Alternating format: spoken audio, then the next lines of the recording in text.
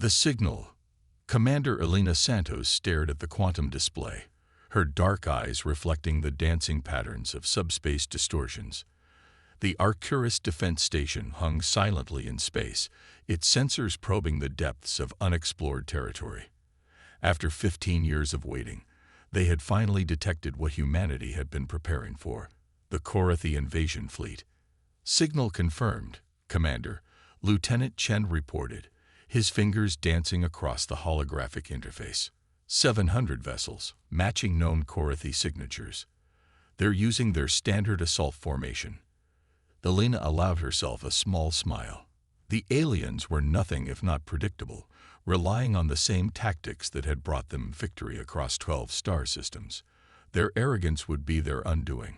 "Begin Protocol Lazarus," she ordered, her voice steady despite the weight of the moment, and informed Director Harrison that Operation Silent Thunder is now active.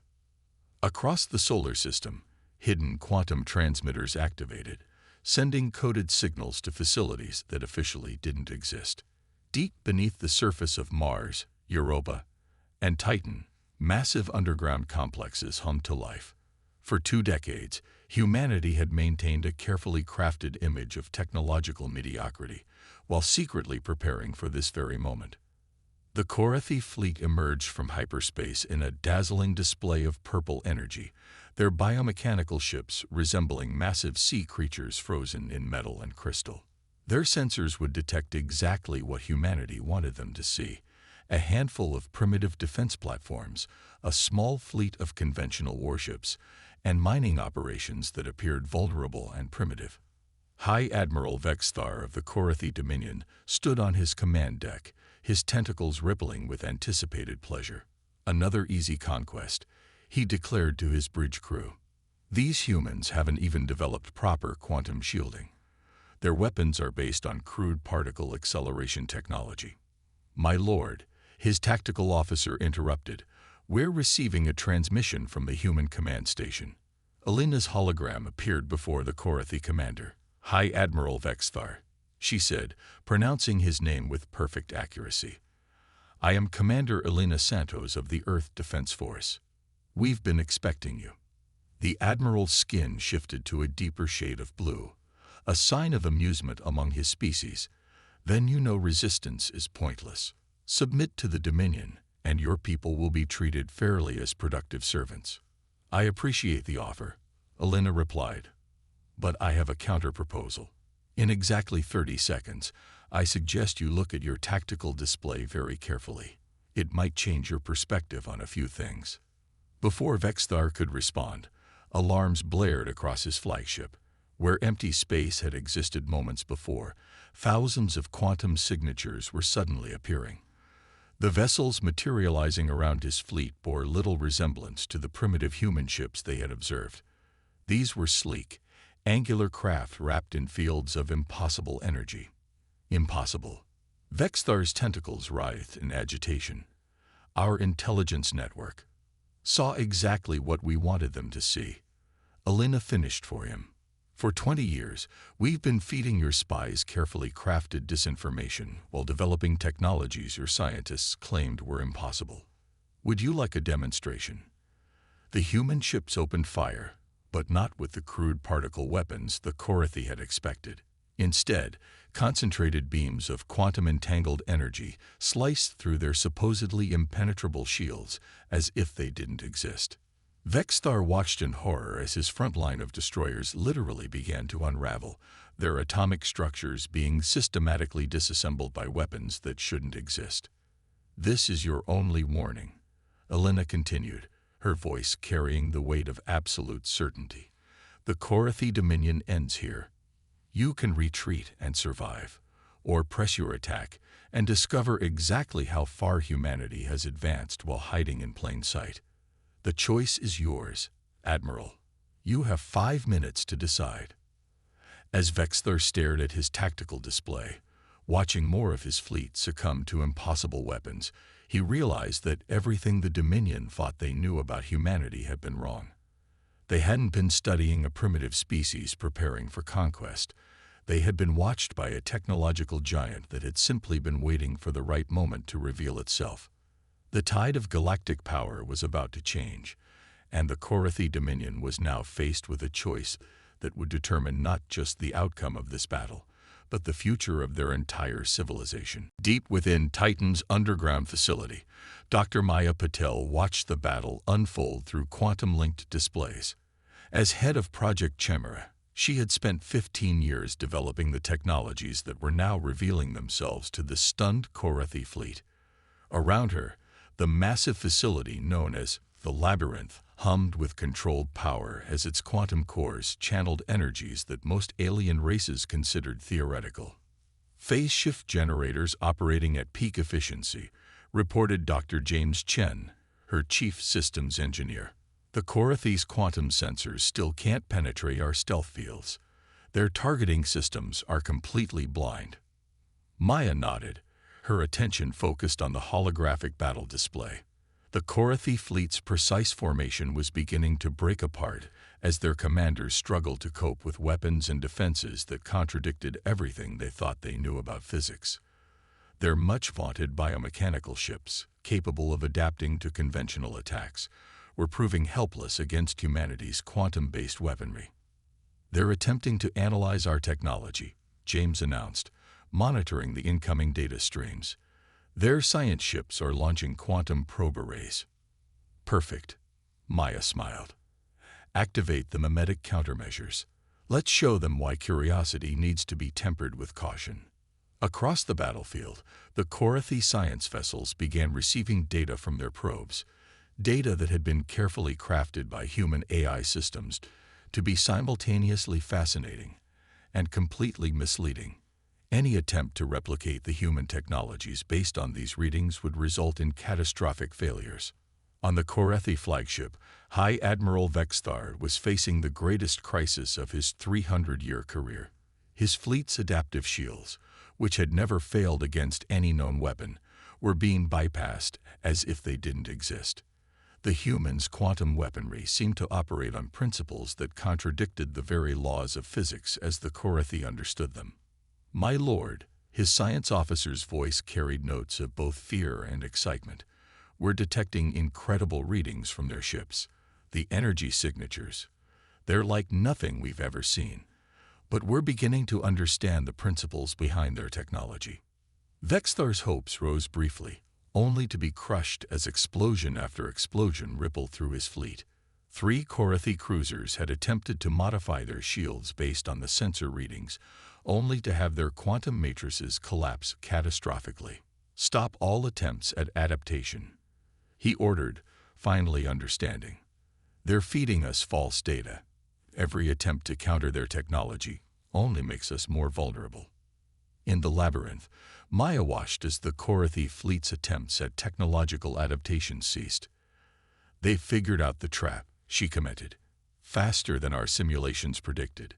Time to show them why that doesn't matter. Initiate Protocol Ouroboros."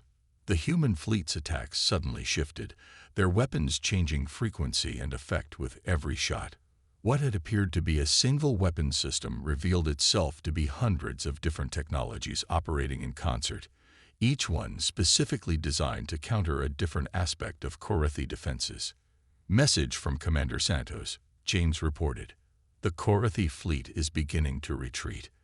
Their formation is completely broken." Maya's expression remained focused. This battle was more than just a military engagement. It was the culmination of 2 decades of misdirection and preparation. Humanity had known the Korathi would come, had studied their every conquest and tactical doctrine. While presenting a facade of primitive technology, they had built something far more valuable. Perfect countermeasures to an enemy that never suspected they were being studied. Ripples of change. In the grand chamber of the Korathi Dominion, chaos erupted as quantum transmissions from High Admiral Vexthar's fleet reached their homeworld. The Eternal Council, 12 of the most powerful Korathi elders, watched in stunned silence as holographic displays showed their invincible armada being systematically dismantled by weapons that should not exist. Supreme Elder Kazara, her crystalline tentacles dim with shock, replayed the battle footage for the 4th time. "How?" she whispered, her voice carrying across the suddenly silent chamber. How did we miss this? Through quantum-linked communications, Commander Elena Santos' image appeared before the Council, a courtesy transmission that demonstrated yet another level of technological superiority. The humans had already cracked the Korathi's supposedly unbreakable quantum encryption. You missed it because you saw exactly what we wanted you to see, Elena explained, her calm demeanor a sharp contrast to the agitation of the Korathi leaders. Every primitive colony ship, every basic defense platform, every seemingly vulnerable outpost, they were all part of an elaborate deception. The Council watched as Elena activated a holographic display of her own, showing hundreds of hidden human facilities scattered throughout their territory. Facilities that had been operating undetected for years, developing technologies that made the Korathi's greatest achievements look primitive by comparison. For 20 years, we studied your conquests, your tactics, your technology, Elena continued. We didn't just develop countermeasures, we developed perfect countermeasures. While you were watching our primitive attempts at fusion power, we were mastering quantum manipulation on levels your scientists thought impossible. In orbit around Europa, Dr. Maya Patel received the quantum transmission of the Council meeting in real time. She allowed herself a small smile as she watched the Korathi leaders struggle with the revelation that they had been outmaneuvered on every level. Director Harrison, she called through the quantum link. Phase 3 is ready. Shall we proceed with the demonstration? On Earth, Director Thomas Harrison stood in the Global Defense Command Center, surrounded by holographic displays showing the status of humanity's hidden fleets and facilities. Proceed, Dr. Patel. Let's show them exactly what humanity is capable of. Across Korathi space, quantum sensors detected massive energy signatures appearing simultaneously near every major military installation, industrial center, and shipyard in the Dominion. Human vessels, previously invisible to even the most advanced detection systems, revealed themselves in perfect strategic positions. This is not just about one battle or one fleet, Elena addressed the Council. As we speak, human forces are in position to disable every significant military asset in your empire. We could have done this at any time in the past 5 years, but we waited. We waited until you committed your forces, until you showed us exactly how you would try to conquer us. Supreme Elder Kazera's tentacles writhed in distress as tactical displays showed the true extent of their vulnerability. The Korathi Dominion, which had seemed invincible mere hours ago, now faced an enemy that had systematically undermined every advantage they possessed. What are your demands? Kazera asked, her voice heavy with the weight of impending defeat. Demands? Elena's expression softened slightly. We don't want to destroy you or conquer you. What we want is far simpler. Change. The Korathi Dominion has brought war and suffering to dozens of species. That ends today. We're offering you a choice: evolution or obsolescence. Breaking dawn. Director Thomas Harrison stood before the United Earth Council, his holographic presence projected simultaneously to government chambers across human space. The quantum displays behind him showed real-time footage of Korathi ships standing down across the galaxy, their crews still struggling to comprehend the magnitude of their civilization's defeat. Operation Silent Thunder has succeeded beyond our most optimistic projections, Harrison reported, his voice carrying the weight of 2 decades of preparation. The Korathi Dominion's military capabilities have been effectively neutralized, and their leadership is preparing to enter into formal negotiations. In the council chamber, representatives from every human colony and settlement watched as data streams showed the unprecedented scale of humanity's victory. Not a single human life had been lost in the confrontation that had just reshaped the galaxy's balance of power. On the Arcturus Defense Station, Commander Elena Santos was conducting the most unusual diplomatic meeting in human history. The quantum-linked conference room hosted both physical and holographic representatives from 24 species that had suffered under Korathi rule. Supreme Elder Kazera herself attended in person, her crystalline form dimmed with the humility of recent events. Your civilization's greatest weakness, Elena addressed the assembled delegates, was your belief in your own superiority. You became so convinced of your technological dominance that you stopped looking for alternatives, stopped considering that someone might find a different path. Dr. Maya Patel's hologram appeared next to Alina, her presence requested to explain the true scope of human advancement.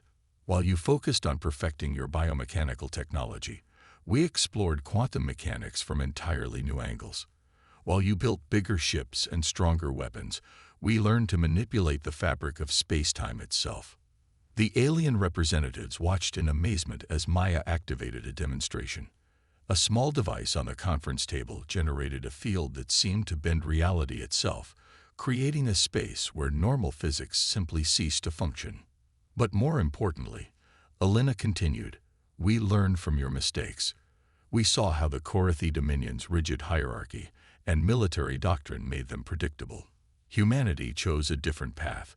We embraced diversity, encouraged innovation, and prepared not just for war, but for the peace that would follow. Kizera's tentacles moved in the traditional gesture of submission. The Dominion acknowledges its defeat, she stated formally. But what happens now? Will humans take our place as the galaxy's conquerors?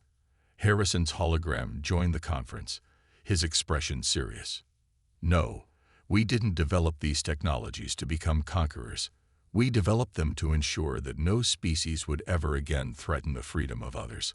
What we're proposing is something unprecedented, a true galactic coalition, where technology and knowledge are shared for the benefit of all.